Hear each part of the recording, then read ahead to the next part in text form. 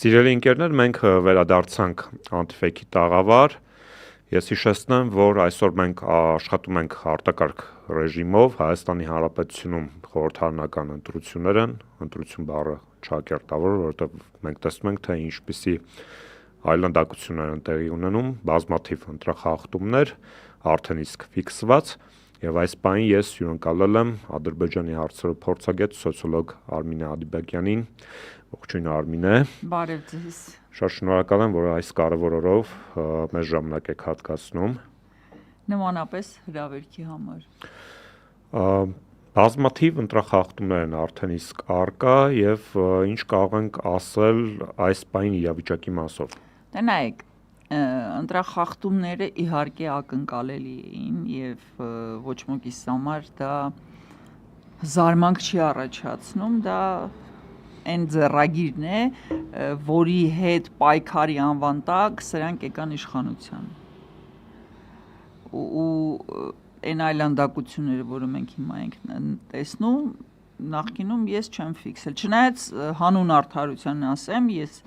վստահված անձ եմ 1/22 ընտրատեղամասում, որտեղ բավականին հանդարտ են անցնում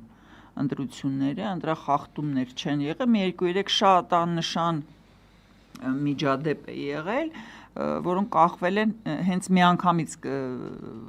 կանխվել են ու զարգացումներ չեն ստացել։ Սակայն տհաճ լուրերից, որ մեզ մոտ էլ կան ֆիքսված դուրս բերված ընտրաթերթիկներ, որոնք հենց կողքի մանկապարտեզի կողքի աղբար կողմ են, ֆոտո արեցի, բայց զզվեցի ձեռս մտցնեմ աղբաման նայեմ որն են հանել, որն են թողել, բայց ակնկալելի է, որ ով պետք է դրա պատվիրատուն եղած լինի, բնական է, որ քաղաքացիական պայմանագիր է։ Եվ երկրորդ դեպքը, որը կարող եմ նշել, որ 2 հոգի եկան ընտրելու, որոնք ոչ շենքի տեղը գիտեն, ոչ բնակարանը, որտեղ որ գրանցված են գիտեն։ Այսինքն իրանց գրանցել են ինչ-որ հասցեով, ասել են կգնաք այս մանկապարտեզում կընտրեք, մարդիկ եկել են, ասում են, այս շենքը ստեղա քվեարկում, ասում, հա, եկեք նայենք, ցուցակով նայեցինք, ասի որն է ձեր բնակարանը, ասում եմ, չգիտեմ, ասի չհասկացա, ապրում ես ու չգիտես, որտեղ ես ապրում, անգամ եթե Վարչով են ապրում, բնակարանի համարը գիտեն։ Չէ, բա մենք ստեղ չենք ապրում, պրոստը գրանցված ենք, ասի հասկացա։ Դուրան 28-40 շենքի մասնախոսքը գնում։ Հետո հարցրեցինք այդ շենքի բնակիչներին, ասեցին, հա, այդ բնակարանում երկար տարիներ ոչ ոք չի ապրել, տերերը ստեղ չեն, ես իմ ում են բերել գրանցելսկի, չգիտեի, ես իրավունք ունեմ, ասեմ, անձնագիրը մի հատ ցույց տուր տեսնեմ ով ես թե չէ, ու քանի որ չգիտեի, որոշեցի չանեմ, որ խախտում չգրանցվի։ Այդ երկու դեպքն է, որը բան է ինձ մոտ առաջացրել, անհամաձայնություն, ինչ ասեմ, աչքս ծակել է։ Всё, այդքան բան։ Այդ ընդհանուր մթնոլորտը բավականին բարեհամբույր, հետո պետք է հասկանանք, որ դա շենքի բակ է, բոլոր կուսակցությունների ներկայացուցիչները նույն շենքից են, նույն բակից են, իրար ճանաչում են մանկուց, հետևաբար ոչ մի տենց ագրեսիվ դրսևորումներ չկա։ Ստեղ մենք ունենք տեղեկություններ ընտրախախտումների վերաբերյալ, ես կցանկանայի մի քանիսը ընթերցենք, քննարկենք։ Երևանի Շենգավիթ համայնքի 8-59 ընտրատեղամասում արձանագրված կադրերում երևում է, թե ինչպես է քաղաքացին փորձում քվեաթերթիկը դուրս բերել ընտրատեղամասից։ Այսինքն այս դրսևորումները քվեաթերթիկը դուրս բերելու կամ չգիտեմ հավելյալ քվեաթերթիկներ ներս տանելու մենք տեսնում ենք, որ դրանք համատարած բնույթ ունեն։ Հա, բազմաթիվ տեղերում ասած ես այդ տրամաբանությունը չեմ հասկանում, բացատրեմ ինչու, որովհետև այդ արկղը, որտեղ որ ավելացած ընտրաթերթիկները լցնում են, հա, եթե ենթադրենք դու տվել ես ձայնդ 3-րդ համարին, բայց դու պետք է 3-րդ համարը դուրս բերես, այդ աղբամանից հանում ես 3-րդ համարը դուրս ես բերում, այսինքն դա ոչինչ չի ապացուցում ու դրա իմաստը լրիվ անհասկանալի է ինձ համար։ Դա փոնով շարածա։ Տրամաբանություն չի։ Չեն ուզում, որ երրորդին ձեն տաս, չեն ուզում, որ 17-ին ձեն տաս։ Դու գնա ձայնդ տուր ում ուզում ես, հետո այդ աղբից հանի այդ ընտրա թերթիկը տար կողքի աչքաս, էսա նայեք, բերել եմ։ Այսինքն լրիվ անիմաստ տեղը անուն են հանում, անիմաստ տեղը պղծում են ընտրությունների ընթացքը եւ ընդհանուր գաղափարը ու վերջում բացի խայտառակությունից ոչինչ չեն ստանում։ Իմ համար անհասկանալի է։ Ստեղ տեղեկություններ կան, որ Թեղուտում առավել կոնկրետ 38-11 ընտրատեղամասում վարչական շրջանի ղեկավարը առօրյա տեղամասից դուրս չի գալիս եւ ոչ ոստիկանությունն է արձագանքում, ոչ էլ հանձնաժողովի նախագահը։ Հարգելիներս, հանձնաժողովի նախագահը պարտավոր է բանանի գրանցի ձեր արձանագրությունը։ Պարզա մարդը ռիսկ չի անում, այդքան դուխ չունի իր վերադասին վռնդի։ Հասկանալի է, զուտ մարդկայնորեն հասկանալի է, բայց արձանագրել նա պարտավոր է, դրա համար ստիպեք, որ արձանագրեն։ Հետո այդ արձանագրությունների հետքերով թող պետությունը, այդ գյուղապետա, ինչապետ, համայնքապետա, ինչա, դատի այդ մարդուն։ Այսինքն արձանագրումը ամենակարևոր բանը արձանագրությունն է։ Ցանկացած բան, ինչ ձեզ դուր չի գալիս, ինչ աչքա ծակում, ինչ օրենքի սահմաններից դուրս է, կռիվ մի արեք, ոստիկանությունը չի բանանում, ռեակցիա տալիս, հանձնաժողովի նախագահին կամ քարտուղարին ասում ես խնդրում եմ այս դրվագը արձանագրեք։ Եթե հրաժարվում է, հեռախոսը միացրեք դրեք երեսին, թող հեռախոսի տակ հրաժարվի արձանագրել։ Ու տեսնեմ հələ ինքը ոնց չի արձանագրի։ Իսկ հետո այդ արձանագրությունները հավաքելու ենք ու այդ արձանագրություններով գնանք դատարան, որտեղ ձեր դատարկ խոսքը, ձեր կռիվը, ձեր վեճը, դա դատարանի համար հիմք չի, դատարանի համար հիմքը այն ինչ գրի է արվել, ստորագրվել է եւ կնքվել է։ Սրա մասին իդեպ շատ են խոսում, որ բացի այն, որ կարևոր է հանրայնացնել ընտրախախտումը, այլ տեղում մարդիկ պետք է այնպես անեն, որ այդ միջադեպը կամ խախտումը փաստաթղթավորված ֆիքսվի։ Պարտադիր հանրայնացնելուց բացի, որովհետև այդ ձեր կադրերը վաղը չէ մյուս օրը ասելու են, որ արհեստական բանականությամբ եք ստեղծել, որ նման բան չի եղել եւ այլ, իսկ արձանագրությունը դա այն բանն է, որի դեմ նրանք ոչինչ չեն կարողանալու անել, որովհետեւ դա մակագրված եւ կնքված է լինելու հանձնաժողովի նախագահի կողմից։ Իսկ նա պարտավոր է արձանագրել ամեն ինչ, ինչ դուք հարմար եք գտնում։ Թող ինքը արձանագրի ու հետո պարզվի, որ դա բան էր, ложнотревога էր։ Հա, բայց թող արձանագրի։ Բայց թող արձանագրի, ու արձանագրությունը ամենակարևոր փաստաթուղթն է, ամենակարևոր ապացույցն է։ Ինչ ձեզ դուր չի գալիս, ինչ աչքա ծակում, ինչ անօրինական է, որտեվ ձեզ վկայական տալու ժամանակ բան են տվել, չէ՞, ցանկ են տվել, ինչն է անօրինական, ինչ չի կարելի, որ դեպքում պետք է ահազանգել, ահազանգի ամենալավ տարբերակը դա պարտադրել, որ հանձնաժողովի նախագահը կամ քարտուղարը արձանագրի կոնկրետ միջադեպը վիդեոից եւ ձեր պատմածից բացի։ Նոր թարմացումներ ունենք Կոտայքի մարզի 10/7 ընտրատեղամասի մուտքի անմիջական հարևանությամբ Փաշինյանի քարոզչական պաստառներն են փակցված, այսինքն մենք ֆիքսում ենք, որ անգամ ոչ միայն լռության օրը, հա, այլ անգամ քվեարկության օրը այդ քարոզչական պաստառները քաղաքացիական պայմանագրի իրենք ոչ միայն չեն հանվել, այլ մի բան էլ ընտրատեղամասի հարևանությամբ դրանք դրված են։ Հարգելիներս, մենք հիմա նստում ենք ու խոսում ենք նույն բանի մասին։ Ինձ կպատմեք, այս վերջի 8 տարվա ընթացքում Փաշինյանի եւ նրա ավազակախմբի համար երբ եւ ինչն է եղել օրենքը կամ ինչ են նրանք արել օրենքով։ Մարդիկ կոտորվեցին օրենք խախտելով բոլոր բնակավարներում բոլոր ուղություններով եւ բոլոր ուղություններով։ Հիմա դրուկ մեկ էլ տեսար իրանք շարունակում են ընտրական քարոզարշավը արգելված վայրերում եւ արգելված ժամանակ։ Հա մի հատ էլ սենց սեփ խփենք, ասենք, էս մեկն էլ արեց։ Երբ որ Փաշինյանին սկսեն դատել, սա էլ իր այդ դատավճռի հիմքում կդրվի։ Փաշինյանը ինձ համար օրենք հասկացությունը գոյություն չունի։ Ու օրենքի պահապանները մենք ենք, որ պարտադրում ենք գործեն օրենքի սահմաններում։ Մոտեցեք ոստիկանին եւ պահանջեք, որ ինք այդ պաստառները պոկի հանի։ Դուք այդ իրավունքը ունեք։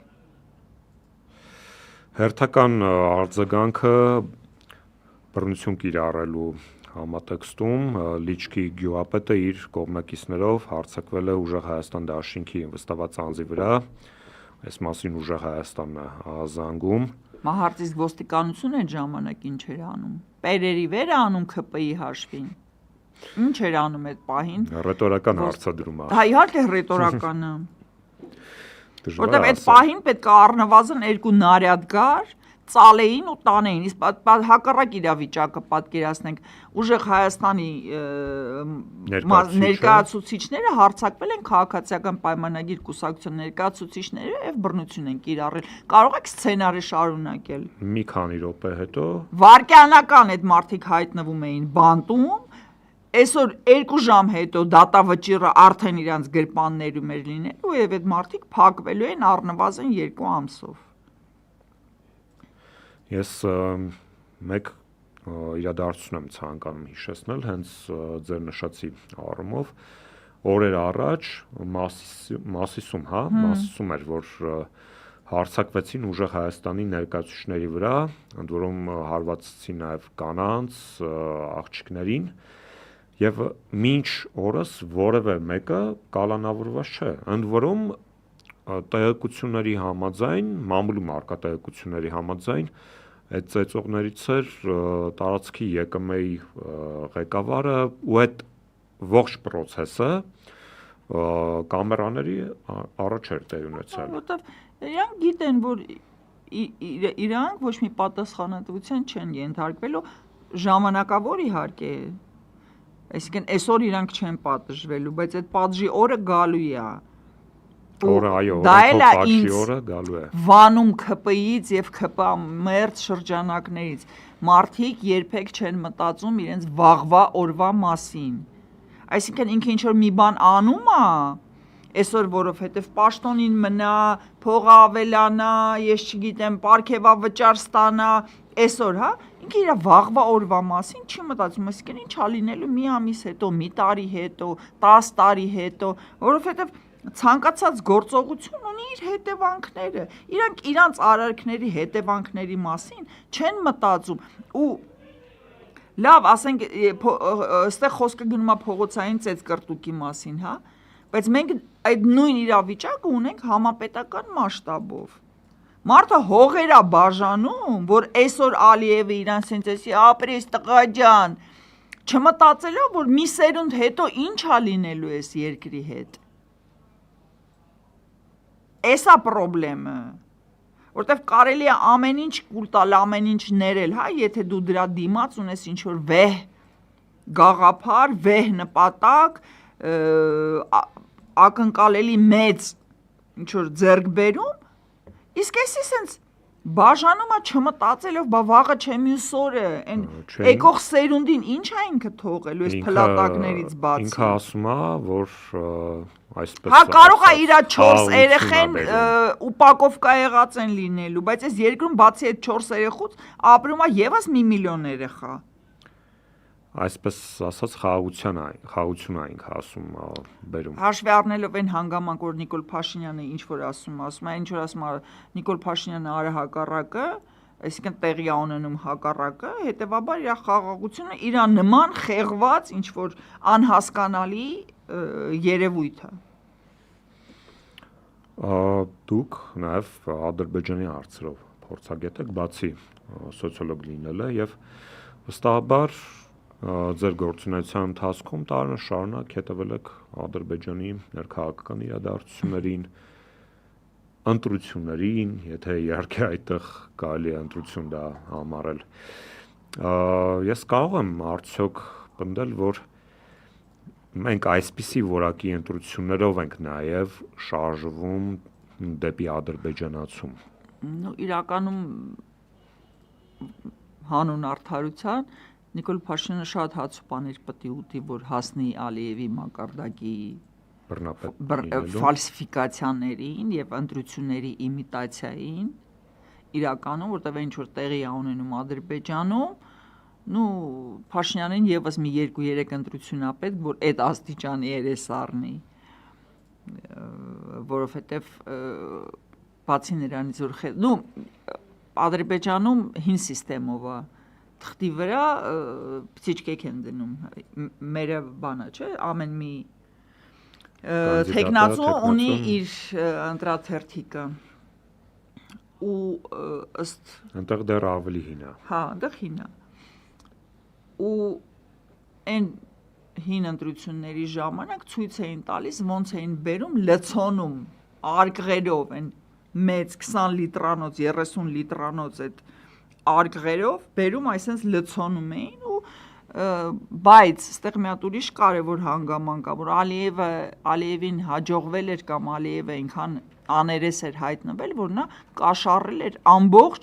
Եվրոմիսիային, այսինքն Եվրոպայից ժամանած այդ դիտորդներին մարդը կաշառել էր։ Ու հետևաբար այդ մարդիկ արձանագրել են, որ փայլուն, արդար, ժողովրդավար, ազատ ընտրություններ էին։ Բաստիոներ էլի։ Լուսահոգի Կարին, ազգանունը մոռացել եմ։ Գերմանացի պատգամավոր էր, որը այդ խավիարային դիվանագիտության աստղերից մեկն էր, ես մի քանի ամիս առաջ ինքնաթիռում վախճանվեց։ Եվ ընտրությունների ժամանակ, որ նա պետքա լինի ընտրատեղամասերով շրջինայի, մարդը բուտիկներով առևտուր էր անում, կա այդ կինը եկել է, իրանց հենց պաճկով փողը տվել են, ասել են գնա առևտուր արա, իր գունը կգաս արձանագրությունը կստորագրես։ Սենց է եղել Ադրբեջանում ու ինձ թվում է, որ մենք էլ ենք գնում դեպի այդ ուղղություն։ Պրոստը Փաշինյանը այդքան փող չունի, որ բոլորին կաշառի, ու իրանց կաշառումը հենց ինքը Եվրոպան, ասենք այդ Ուրսուլա վան դեր Լայնենը, որ ասել է կգնաք, այսպես ինչի են լռում, որովհետև իրանց պետքա որ Նիկոլ Փաշինյանը անցնի։ Եվրոպային պետքա Նիկոլ Փաշինյանը, որովհետև միայն Նիկոլ Փաշինյանի ձեռքերով կարելի է Հայաստանը վերացնել որպես սուբյեկտ, որպես ակտոր, որպես գործոն եւ սարքել բան, պրախադնոյ դվոր, որ Եվրոպան անխոչնդոտ իր գազը, նավթը, ջուրը, ապրանքները ստանա, որովհետեւ իրանք Ռուսաստանի հետ հարցեր ունեն լուծելու։ Այսինքն Եվրոպան Ռուսաստանի հետ կռվելու համար մեզ մատնումա ոչնչացման ու այդ գործի համար իրանց պետքա Նիկոլ Փաշինյանը։ Եթե ինչ որ մեկին թված, որ Եվրոպայում նստած մարդիկ մտածում են դուք ձմեռը ինչով եք ձեր տները տաքացնելու ու ձեր երեխեքի ուտելիքը որտեղից եք ճարելու, չարաչար սխալվում եք, մի հատ էլ նայեք Աֆրիկայի վիճակը։ Որը եւս գաղութ էր։ Աֆրիկայի վիճակը նայեք, հարյուրամյակներով իրանք բան են արել, օգտագործել են այդ մարդկանց հողը ու ընդերքը։ Բայց հենց ինչ որ գործը հասնում է բանին, փոխադարձ պահանջներին, ասում են դեմոկրատիա չունեք։ Այ որ դեմոկրատիա կունենաք այն ժամանակ։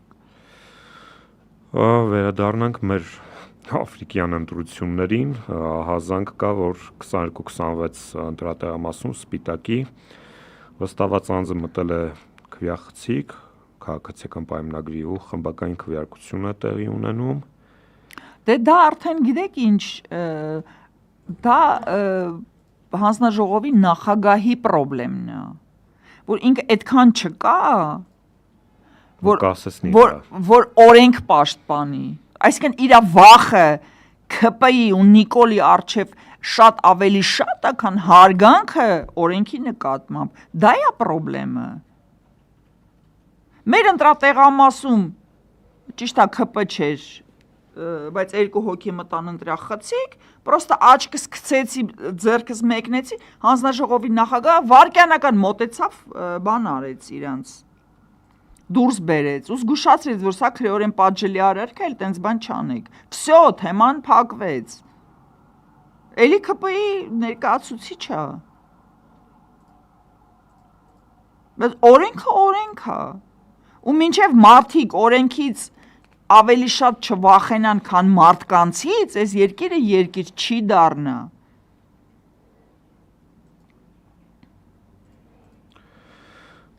Ահա։ Թիվ 14.12 տեղամաս հանձնաժողովի անդամների սեղանների վրա գտնվող քվեաթերթիկների մնացորդների քանակը տարբեր է։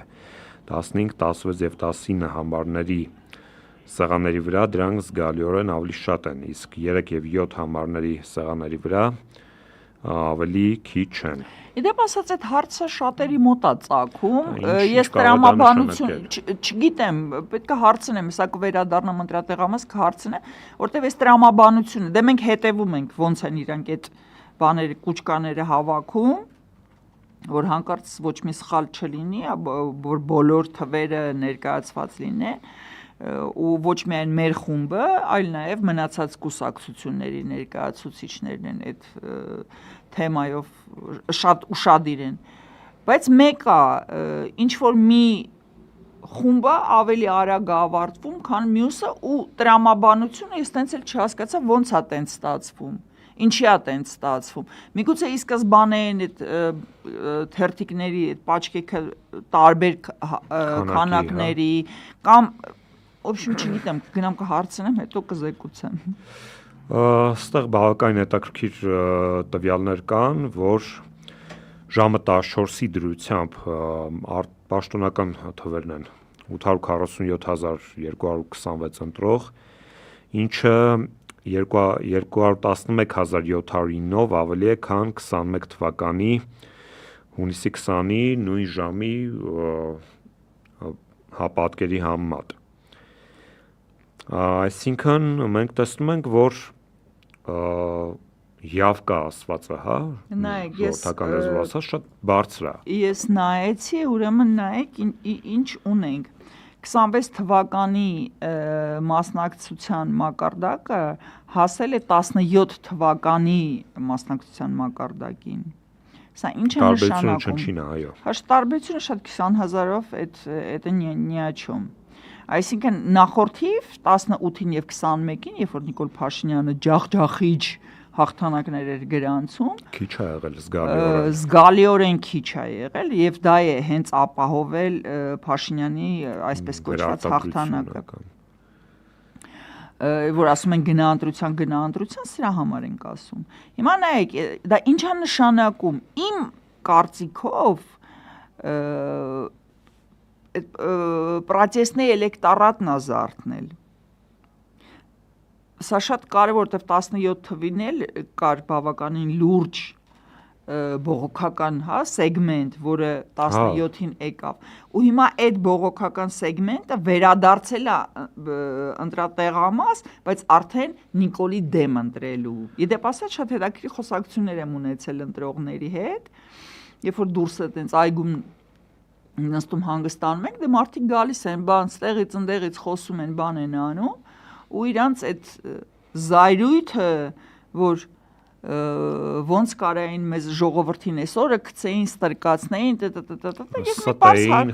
մի պարզ հարց էի տալիս, ասում էի 18 թվին ում ես ձեն տվել։ Ձեռս չորանա, այսինքն այն մարդիկ, որոնք 18 թվականին այս 636,000-ից մարդիկ արդեն Նիկոլի դեմ են դուրս եկել, այսինքն իրա նախկին ընտրազանգվածից ինքը մի լուրջ սեգմենտ է կորցրել եւ դրանք այսօր եկել են Նիկոլի դեմ քվեարկելու։ Իրականում շատ կարևոր դիտարկում արեցիք, որտեվ այո 17 թվին էլ շատ բարձր явка էր, այն ժամանակ էլ ելք դաշինքներ անդիմադիր լոկոմոտիվը sense ասած ու հենց այդ ձեր նշած գործոնից ելնելով այդ դաշինքը պարլամենտ գնաց, որտեղ մարդիկ այն սեգմենտը, որը դեմ էր նախկին իշխանություններին, հիմա դեմ է ներկա իշխանություններին։ Հիմա արդեն շատերն են, իրական ես էլ շատ անձնական զրույցներ, որ մարդկանց հետ ունենում եմ, կամ որ փողոցում մոտենում հարցնում են լավ վերջը ինչա լինելու։ Այդ խոսակցությունների ընթացքում հասկանում ես, որ մարդը, որ 18 թվականին, օրինակ, խաբվել է այդ մարդը, մոլորության մեջ է եղել։ Ու այդ մարդը զգում է, որ ինքը սխալվել է։ Ու հիմա այս ընտրությունները նաև դրանով են կարևոր, որ նրանք ովքեր որ 18-ին կամ նույնիսկ 21-ին որ սխալվել են, ապաշխարության հնարավորություն ունեն ու միգուցե մարդիկ հենց նաև դրանից ելնելով գնում են ու իրենց մասնակցությունն են Ես կարող եմ կրկնել միայն այնինչ լրության օրվանից առաջ եմ ասել, որ կարևորը մասնակցությունն է։ Նիկոլին եք ուզում ընտրեք, եկեք հասեք ընտրատեղամաս, տվեք ձեր ձայնը Նիկոլին։ Մեզ պետք է, որ Նիկոլը իրոք ընտրվի ժողովրդի կողմից, այլ ոչ թե այսպես ընտրախախտումներով, խարդախությամբ, խաբեությամբ էլի մնա իր աթոռին։ Կարևորը, որ մարդիկ չզլանան եւ ներկայանան ընտրատեղամաս եւ տան իրենց ձայնը այն ուժին, որին համակրում են։ Ու դա միակ գրավականն է նրա, որ արդար ընտրություններ են եղել ու եթե Նիկոլը անցավ, մենք կիմանանք, որ մենք բոլորս իզուր ենք այս 8 տարի պայքարում։ Կարող է իրոք դուք արժանի եք սրան։ Զանգեզուրի միջանցքին։ Զանգեզուրի միջանցքին 300,000 ադրբեջանցի, կար, կստացի գավարա Մեղրիում մեկի տան վրա ադրբեջանցի էին գրանցել։ Մարդը եկել է ընտրությունների իր հասցեն բանը անում, նայում է ինչ-որ Մամեդով какой-то Ազիկ իր տան վրա գրանցված։ Ո՞վ է այդ մարդը։ Որտեղից իրան հայկական անձնագիր։ Ինչով էս բացատրությունը ոնց որ չի հնչել։ Չի հնչել, բայց ես այդ բացատրությունը արդեն տվել եմ։ Այն 200,000 անձնագիրը, որը թուրք-վրացական սահմանին բռնեցին ու չթողեցին մտնի Վրաստան, ուրիշ ճանապարհով եկել է մտել է Հայաստան ու հիմա այդ անձնագրերի մեջ այդտենց այդ Մամեդովներն են գրվել, այդ մարդկանց պետք է գրանցել ինչ-որ միտեղ, որ իրանք գան իբր քվեարկեն օգուտ Նիկոլ Փաշինյանի։ Այդ այն 200,000 ադրբեջանցիներն են, որոնք գալու են Հայաստանում ապրեն, իրանց համար արդեն պատրաստի անձնագրեր կան։ Արագածոտնի մարզի թիվ 18-15 ընտրատեղամասի դիմաց Նիկոլ Փաշինյանի քարոզչական պաստառներն են, դե արդեն էս նորություն չի, որտեղ ուրիշ տեղերում էլ մենք դա ֆիքսեցինք։ Ուժեղ Հայաստանը նոր հաղորդագրություններ ունի, ոստիկանության ծառայողներին պարտադրում են կոնկրետ ուժի քվեարկել, զգուշացնելով, որ տեսախցիկներով վերահսկելու են։ Սա ահազանգ է Հայաստանի կողմից։ Գոհար Մելոյանը, բոլոր իրազեկ եւ ներգրավված մարդիկ, որոնք տեղյակ են ինչա կատարվում, վստահեցնում են ձեզ, որ ոչ մի գաղտնի նկարահանում չի իրականացվում, որովհետև բոլոր վստահված անձինք զգուշացված են եւ առաջինը ինչ մենք անում ենք ընտրատեղամաս մտնելուց, այդ խցիկները ման ենք գալիս ու եթե գտնում ենք, ես անձամբ չեմ գտել, չի եղել, ապա կամ աչքն են փակում կամ պարտադրում են, որ այդ տեսախցիկը դուրս բերվի, հեռացվի։ Հետևաբար օգտվում են ձեր անիմացությունից, օգտվում են ձեր միամտությունից, այսինքն նրանք վստահ են, որ դուք չգիտեք ձևը ոնց է, ու ոնց ուզում են ձեզ խաբում են։ Ճիշտ տեղեկացվածությունից։ Դրա համար կամ գիտեք ինչ կա։ Եթե դուք ուզում եք եւս 8 տարի ապրել այս վախի մթնոլորտի մեջ, գնացեք ու Նիկոլ ընտրեք։ Իսկ եթե դուք մի անգամ ձեր մեջ տղամարդկություն գտնեք, իմանալով հանդերձ, որ ձեզ նկարահանում են, ձեզ սպառնում են, ձեզ ման են անում, գնաք եւ ընտրեք ուրիշին, որ Նիկոլը չանցնի, ձեզ պատժողը թաթիկները միանգամից կկարճանա, որովհետեւ նա արդեն չի ունենալու այն ուժը ու ռեսուրսը, որ ձեզ կարողանա պատժել։ Ձեզ դուր է գալիս, որ ինչ-որ մի հատ կենթանի մտնում է քոտին ու քեզ սպառնում ասում է ինձ ձեն չտաս, ես քեզ կպատժեմ։ Ձեն մի տուր, որ ինքը իշխանություն չդառնա ու հələ տեսնեմ ինքը քեզ ոնց է պատժելու։ Այս տեսախցիկների պահը ինձ մի ուրիշ բան իշացրեց, որ ժամանակին էլ ասում էին, այ գրիչի վրա կամերա կա, որ բանա, նկարում է, թե դու ոնց ես քվեարկում։ Դե օգտվում են մարդկանց անգրագիտությունից, մարդիկ էլ երջանիկ են իրանց անգիտության մեջ։ Ու տուժվում են իրանց ապա իրանք չեն տուժում, մենք ենք տուժում։ Չէ, նաև իրանք, նաև մենք։ Որտեվ իրանց կյանքում ոչինչ չի փոխում, ոնց ապրել են վախի մթնոլորտում, տենց է շարունակելու են ապրել արդեն իրանց համար հոգեհարազատ մթնոլորտում։ Տառապում են մարդիկ, որոնք ամեն ինչ կողք են դրել, մտել են պայքարի մեջ ու բան այդ ոնց որ պատին գլուխդ խփես ու չկարողանաս այդ պատը կոտրես, որովհետև ինչ որ մեկը իր տանը նստած վախում է ու չի ուզում իր կյանքը փոխի, իմ կյանքն էլ հետը։ Այստեղ նոր թարմացում ունենք, պարզվում է, որ ուժը Հայաստանի հաղորդագրության համաձայն լիճքում հարցակումը կազմակերպել է Սիրակ Սիրականյանը, որը Մարտունու հիվանդանոցի գլխավոր բժիշկն է։ Վիրաբույժն է։ Դե դա ինքը կծեցի, ինքը կտանի կբուժի։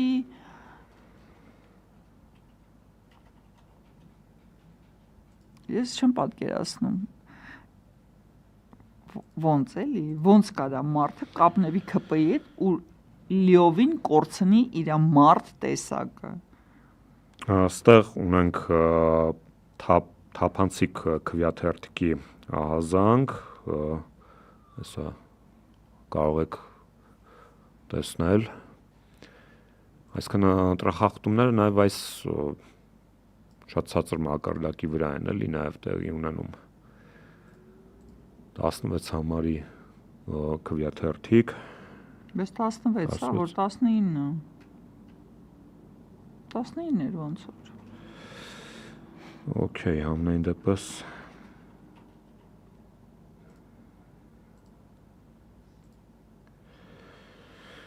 Ահա, եւ լրագրող Անի Գևորգյանը մանրամասներ է հաղորդում Գյումրիից, որտեղ, ինչպես նշեցինք, սիրելի ընկերներ, դիմակայորած անձինք ներխուժել էին ուժեղ Հայաստանի գրասենյակ։ Թերևս դիտենք այդ տեսանյութը եւ հետագայում վերադառնանք տաղավար, շարունակենք մեր քննարկումը, մնացեք Antifake-ի եթերում։ Ունենք մեր օգն ժողովուրդ ջան, հասկանանք։ Այսինքն ոստիկանները շրջափակել էին սովորական քաղաքացու տունը։ Հասկանանք։ Սա դեպքի վայրը, խնդրում եմ մի քիչ այդ կան։ Դեպքի վայրը հասկացամ, դեպքի վայրը նեսն է, ոչ թե տարանքատարնիստը, սա հանրային տարածք է, մայթ է։ Հանրային մի վարքյան։ Մայթ է սա։ Հանրային տարածքի մասին չի, դրանն են կպրում, դու այդ մասին ես ասում, ես պատասխանում եմ, որ սա դեպքի վայր է, վերջ։ Ես ասում եմ նես մտնելու մասով։ Ինչ իրավունքով եք, ինչ հիմքով եք դուք նես մորզում։ Պահպանություն են։ Դեպքի վայրը տեսից են պահպանություն իրականացնում, ցանկապատված տարածքի դեռով փակ է։ Դե եթե այդպես է, մենք է պետք է մուտք գործենք այս տարածք։ Չէ, ընկեր։ Ինչի համար դու չեք տալիս, որ Հանգիստ մի։ Դուք Հիմա հնարավոր է այստեղ ինչ որ ավել բաներ տրվի։ Քաղաքացու տուն եք ներխուժում, ինչ իմանաք, որ ձեր հետ որևէ բան չեք տանում։ Վերջան, չենք խերում։ Դուք քաղաքացու տուն եք ներխուժում, մեկ ինչ իմանաք, որ դուք ձեր հետ որևէ բան չեք տանում։ Ինչ գործողություն է արվում։ Դեպքի վայրի պահպանություն եւ վերջ։ Ավելի ինչ պահպանում է, օրինակ ինչն եք պահպանում։ Մնացածը դիմեք մեր լրատվական վարչություն, ձեր բոլոր հարցերին կպատասխանեն։ Չէ, դուք պատասխանեք հիմա։ Արդեն պատասխանեցի։ Ինչ պահպանություն եք անում այստեղ։ Դեպքի վայրի պահպանություն։ Ուրիշ ոչ մի բան։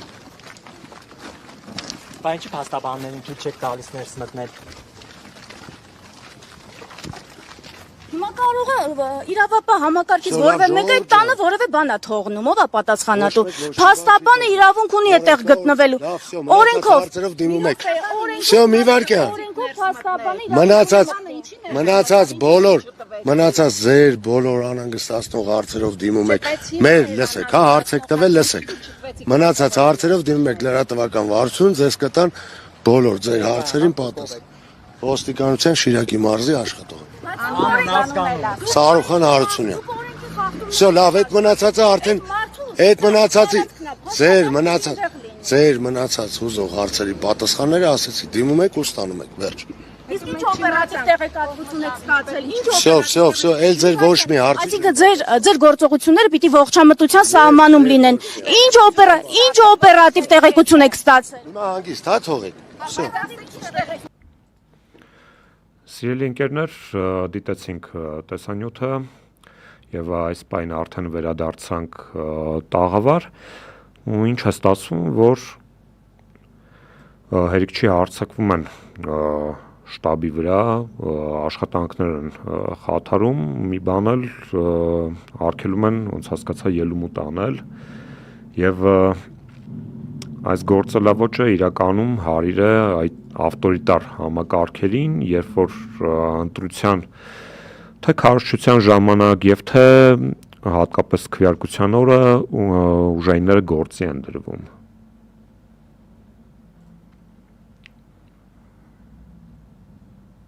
Այո։ Այսինքն միակ բանը ինչ կարող եմ ասել, այո։ Որովհետեւ դրա վարքը, դրա ձևը, նրա վերաբերմունքը լրագրողների նկատմամբ, իրան դրել է կինոյի տղուտեղ, չգիտեմ, հասկանում եք, այդ ամեն ինչը շատ սխալ է, շատ վատ է ու բերելու է շատ տխուր հետևանքների, որովհետև վաղը ուժեղ Հայաստանը չի լինի, ցանկացածի տուն կարող են մտնել ու ասեն, որ սա դեպքի վայր ենք սահմանել ու մտնում ենք, առանց լրագրող, առանց փաստաբան, առանց այդ պանիտոյի, չգիտեմ ոնց է հայերեն, ընթերական, մի խոսքով հասկացեք ինչ մասնա խոսքը գնում, նախ երկրորդը դեպքի վայրը, իսկ ինչ դեպք է այնտեղ տեղի ունեցել, դուք մտել եք, դուք ձերբակալել եք, դուք ինչ արել եք, դուք եք արել ու հիմա սահմանել եք դա որպես դեպքի վայր, մարդ են սպանել, բան են գողացել, ինչ դեպքի վայրի մասնա խոսքը գնում։ Ինչ է այդտեղ տեղի ունեցել։ Իսկ ինչ է այնտեղ տեղի ունեցել։ Ու լրագրողը շատ ճիշտ հարց է տալիս, ասում է, իսկ եթե գնաք այնտեղ բան թողեք, ով է պատասխան տալու։ Ով է ապացուցելու, որ սա դուք չեք բերել, այլ սա ստեղ եղել է կամ հակառակը։ Թիվ 14/15 տեղամասում քրեախցում գտնվել են միաժամանակ մեկից ավելի ընտրողներ։ Հեսա կխնդրեի ցույց տանք այդ կադրը։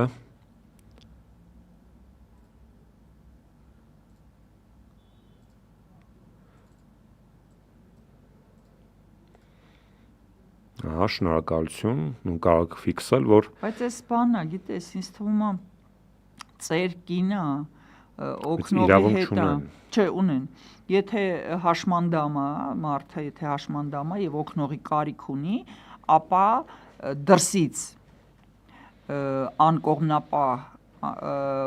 անձ են հրավիրում, որ նա ընտրողին ուղեկցի դեպի ընտրախցիկ։ Մեր ընտրատեղամասում կույր մարդ էր, եկել էր քվեարկելու եւ բնական է որ օգնության կարիք ուներ ու այդ մեխանիզմով իրան օգնել են, մտել են, բան են արել։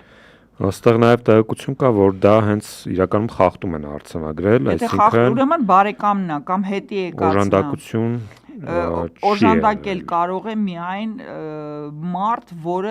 ոչ հանձնաժողովի, ոչ ներկայացուցիչների, ոչ դիտորդական առաքելության եւ ոչ ընտանիքի անդամ է, այլ դուրս ես գալիս փողոց, դե տղեկ են կանգնած ծխում, ասում են տղեկ մի րոպե եկեք, մեկը տեկեք, այդ մարդը իր անձնագրային տվյալները գրում է եւ ուղեկցում է ընտրողին մինչեւ ընտրախցիկ եւ կատարում է իր խնդրանքով կամ պահանջով ընտրություն։ Այդ ընդունելի կարգ է։ Եթե բարեկամն է, այսինքն աղջիկն է մամային բերել կամ տատիկն է թորնիկին բերել, դա իրոք ընտրախախտում է։ Այստեղ Արմավիրի մարզ 14/14 ներսում կուտակումներ մոտ 40 մարդ եւ քվեախցիկում նորից մեկից ավելի մարդ։ Հեսա կարանք տեսնենք։ Այսինքն Պրոբլեմը բազմաթիվ դեպքեր կան, որ պրոբլեմը այն չի, որ երկու հոգի ընտրախցիկում են, այլ ժպտացող բանն է, այս, չգիտեմ, վստահված անձա, դիտորդ է, ինչի վրա ես ժպտում, աղջիկ ջան, դու պետք է մոտենաս իրանց բան անես, տարբեր խցիկներով բաժանես ու հարկի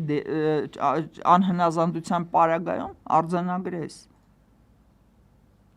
Սա էլ է մեծ պրոբլեմ, հասկանում ես, որ մարդիկ եկել են առաքելություն կատարելու ու իրանց գործառույթներից բացարձակապես ոչ մի տեղեկություն չունեն։ Ահա, ունենք ահազանգ նորից ուժեղ Հայաստանի կողմից կուտակումներ ու օրդումներ 606 ընտրատեղամասում, պատկան մարմիններից արձագանք չկա, իսկ 8-ի 10 տեղամասում թափվել են չքվեարկված քվեաթերթիկները, սա հայակվեն է բան արել, տարածել, հեսա, մենք կարող ենք դիտել դա, ես ոնց կանան սենց անան։ Դե եկել լծվել է, ящիկը լծվել է ու թափել է։ Այդ ամփոփություն է, ինձ թվում այստեղ ինչ որ հասկացա։ Բան չկա, էլի, ինչ որ չարամտություն չկա։ 54 համարի դպրոցի մոտ եւ հարակից տարածքում ընդդիմության հակաքարոզ պարունակող թղթեր են տարածված։ Նորմալ է, Նիկոլենցից սպասելի Ջիշովի արարք։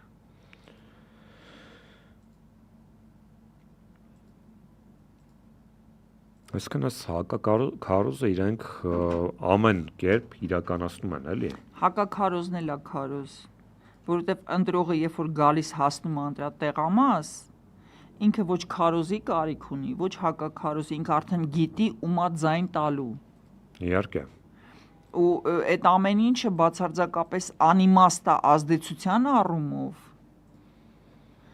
Ու իմաստ ունի զուտ, որ մարդիկ չեն հարգում օրենքը, այսինքն ցուցիչը դա է, ոչ թե իրանք վնաս են պատճառել իրանց ընդդիմադիրներին, այլ իրանք թքել են օրենքի վրա, էս է թեման, որտեվ փորձել ազդել ընտրողի վրա վերջի րոպեին, երբ որ ինքը արդեն գիտի ումա ձայն տալու, դա անօգուտ է, բայց անիմաստ է։ Ահա, ունենք բավականին հետաքրքիր տեղեկություն 23-45 տեղամասի ընտրացուցակում քաղաքացին հայտնաբերել է իր ասեմ գրանցված երկու անծանոթների։ Գոհար Աշոտի, չգիտեմ ով աներ։ Ինձ հետաքրքիր է այդ անծանոթները երբ են ստացել անձնագիրը։ Սա շատ կարևոր է, այդ թարմ անձնագրեր են, ուրեմն մենք արձանագրում ենք, որ այդ 200,000 անձնագրերը, որոնք կանտրաբանդայով եկել են Հայաստան, իրանք արդեն մտել են շրջանառության մեջ։ Հենց այս ընտրությունների համար էլի հաստատության։ Այո։ Ահա,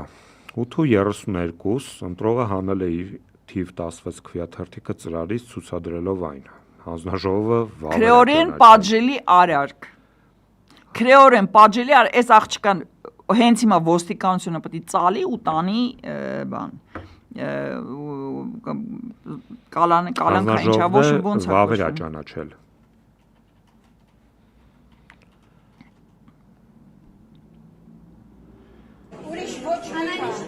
Нет, այո, անվավերը համարվում, չի կարելի, դա խնդրում է պատրել։ Нет, так нельзя. Вам же сказали. Ռուսերեն էլ է սա։ Դա անվավերը համարվում ժողովուրդ։ Դուք ձեր որոշման Դուք նախագահ են խնդրում։ բարձրացնում եք ասում եք ոչինչ բան եղել, հանդիժողն արձագանքում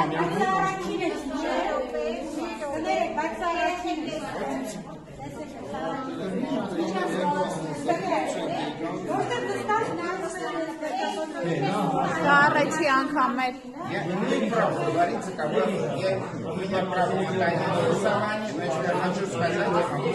Нет, так не бывает. Нет, уже закрыто было. Вы открыли. Так не бывает. Нет, нельзя уже.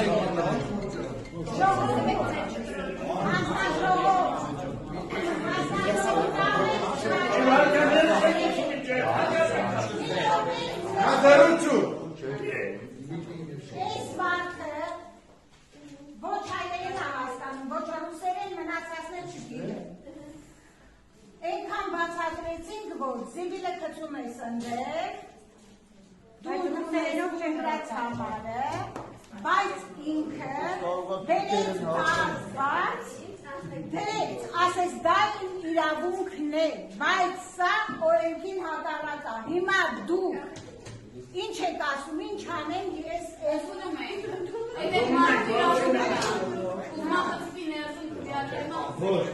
Իրավունք չունեն, դա անվավեր է համարվում, գաղտնի է քվեարկությունը։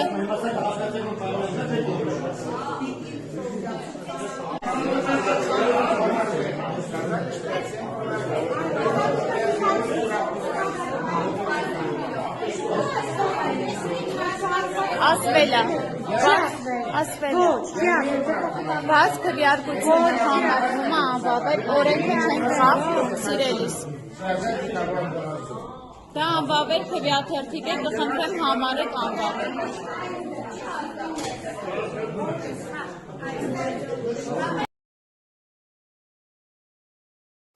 Դիտեցինք այդ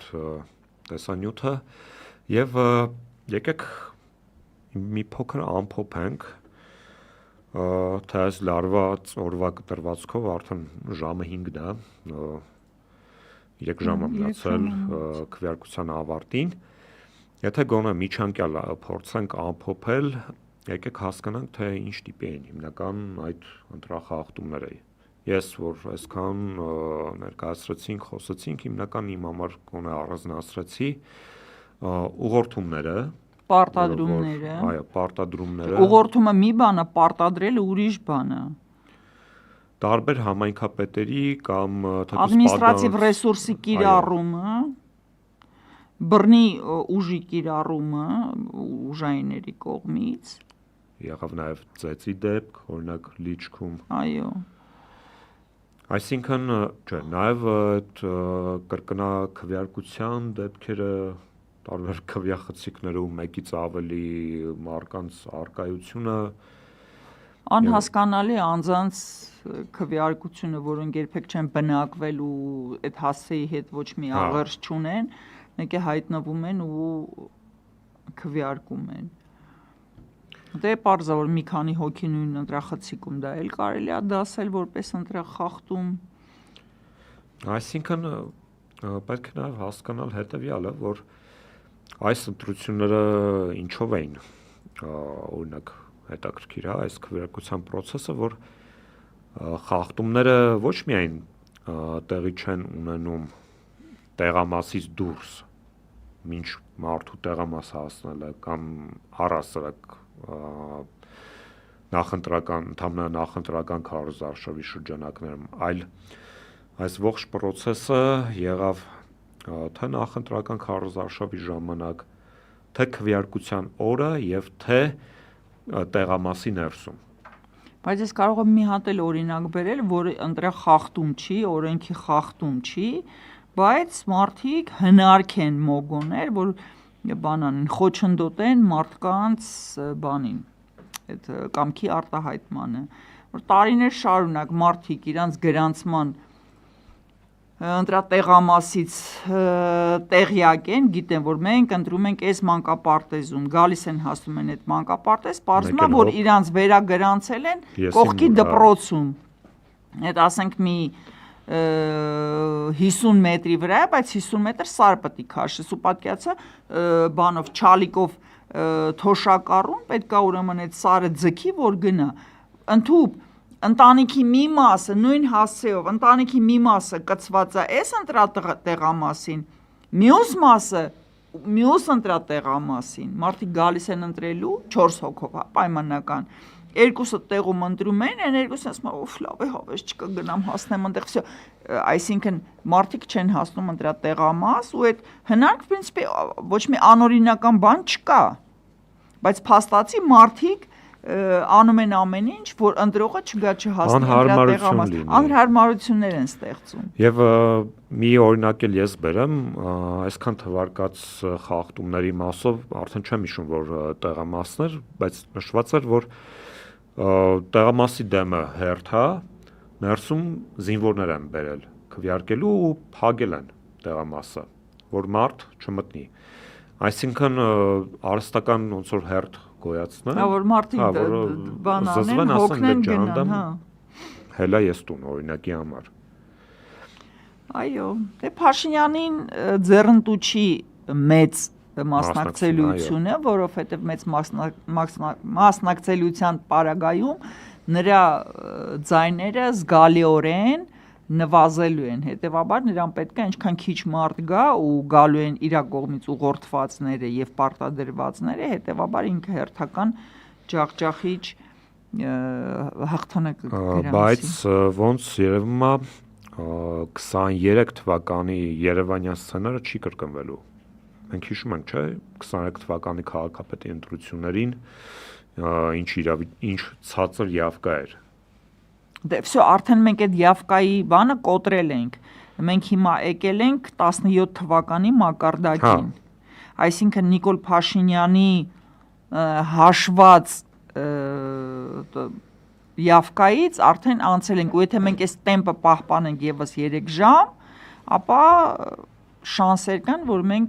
Փաշինյանին կասենք արիվեդերչի։ Եվ հետևաբար ստեղ նաև հարց է առաջանում, որ կցանկանայի քննարկեինք, եթե իրենց հաշվարկը սխալը դուրս գալիս, հա, այն բանը, որի վրա իրենք ռաշոտ ունեին, ցածր մասնակցելիությունը իջիկ է լինում։ Հարցը առաջանում, թե իրենք ինչ պետք է անեն, որպեսզի այս իրավիճակից դուրս գան։ Ես չեմ ուզում դրա մասին մտածեմ, որտեվ ես Փաշինյանից սպասում եմ ամեն ինչ, ինչքան վատ զարգացում կա, ես սպասում եմ Փաշինյանից, հետևաբար չեմ էլ ուզում խոսամ դրա մասին։ Ստեղ ունենք նորից արձագանք ուղղորդման մասով, Ծակ գյուղում գնել Սանոսյանն է տղամասի առաջ մարդկանց ուղղորդում, դա արդեն բան չի, նորություն չի։